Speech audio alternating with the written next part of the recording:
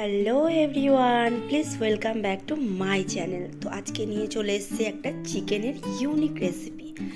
তো রেসিপিটা বানানো যাক। তো রেসিপিটা বানানোর জন্য প্রথমে আমি কিছুটা পেঁয়াজ কাট করে নেব। আমার এখানে চিকেনের পরিমাণটা রয়েছে 1 কেজি 250 গ্রাম মতো। তো আমি এখানে বড় বড় 4টে পেঁয়াজ দিয়েছি। পেঁয়াজগুলো আমি একে একে কেটে নিচ্ছি।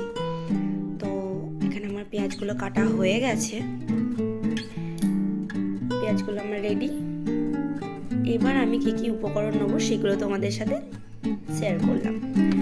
তো প্রথমে আমি নিয়ে নিয়েছি 1 বাটি ধনেপাতা কুচোনো, আদা রসুন পেস্ট, দুটো বড় সাইজের লাল লাল টমেটো কাটা, এরপর নিয়ে নিয়েছি কিছুটা পরিমাণ লঙ্কা গুঁড়ো, তারপর হলুদ গুঁড়ো, জিরে গুঁড়ো, ধনে গুঁড়ো, এগুলো সবই আমি চামচের মাপে 2 চামচ করে নিয়েছি, কিছুটা তেজপাতা।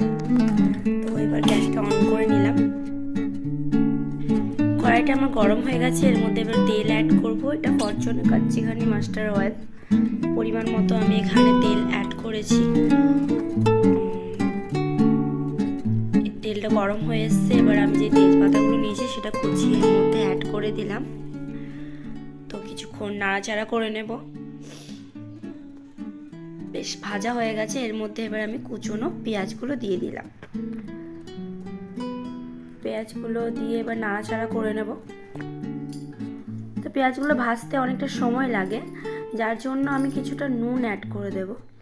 একটু নুন এর মধ্যে দিয়ে দিলে পেঁয়াজটা তাড়াতাড়ি ভাজা হয়ে যায়। অতটা সময় লাগে না ভাজতে, খুব তাড়াতাড়ি পেঁয়াজটা ভাজা হয়ে যাবে নুনটা দিয়ে দিলে। নুন দিয়ে আমি নাড়াচাড়া করে নিই। এবার এখানে আমার পেঁয়াজটা গোল্ডেন কালার চলে এসছে। তো এর মধ্যে এবার আমি কেটে রাখা চিকেনগুলো অ্যাড করে দেব। এক এক করে চিকেনটা আমি অ্যাড করে দিচ্ছি।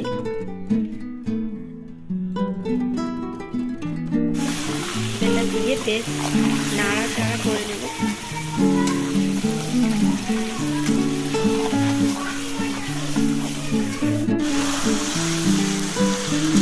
তো বেশ কিছুক্ষণ ধরে ভেজে নেওয়ার পর চিকেনটা আমার এবার লাল হয়ে এসেছে। এর মধ্যে এবার আমি আদা রসুনের যে পেস্টটা ছিল ওটা আমি চিকেনটার মধ্যে অ্যাড করে দেব। আদা রসুনের পেস্টটা দিয়ে বেশ ভালো করে কষিয়ে নেব, যাতে আদা রসুনের কাঁচা গন্ধটা না থাকে। যতক্ষণ না গন্ধটা চলে যাবে ততক্ষণ ধরে আমি নাড়াচাড়া করব। বেশ খানিকক্ষণ ধরে আমি এটা কষিয়ে নেব। তাই নেব। এখানে পরিমাণ মতো আমি নুন অ্যাড করে দেবো। যেহেতু মাংসে আমি কোনো নুন দিইনি, অতক্ষণ নুন ছাড়াই আমি মাংসটা রান্না করেছি। যেহেতু নুন যদি দিয়ে নিতাম তাহলে পরে অনেকটা জল বেরিয়ে যেত, যাতে জলটা না আসে, ভালো করে রান্নাটা হয়, সেই জন্য আমি এখন নুনটা অ্যাড করে দেবো।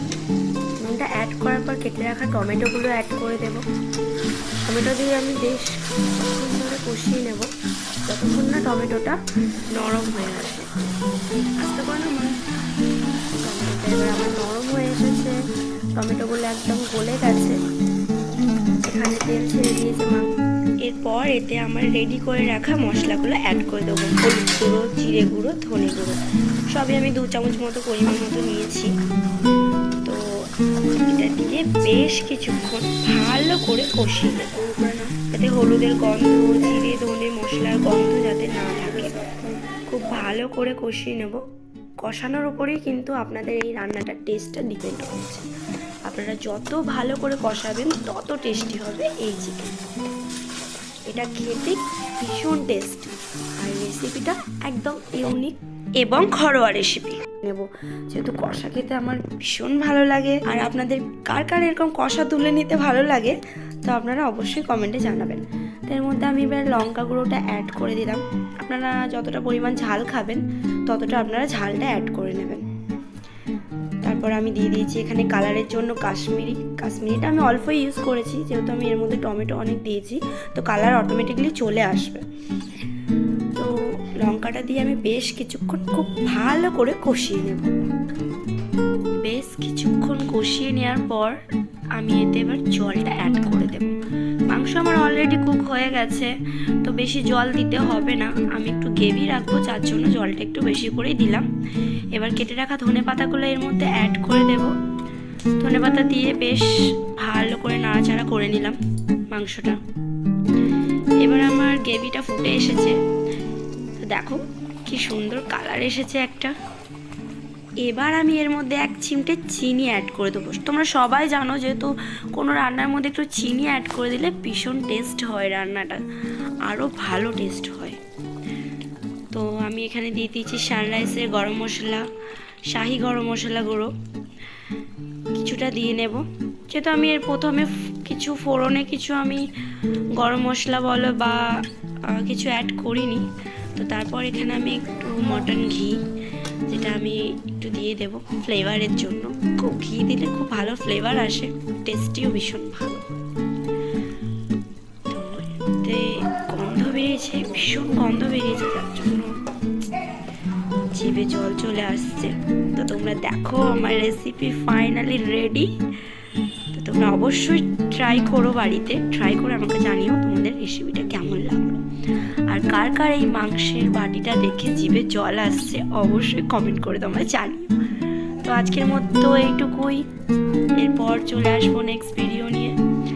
তো টাটা, সবাই ভালো থেকো।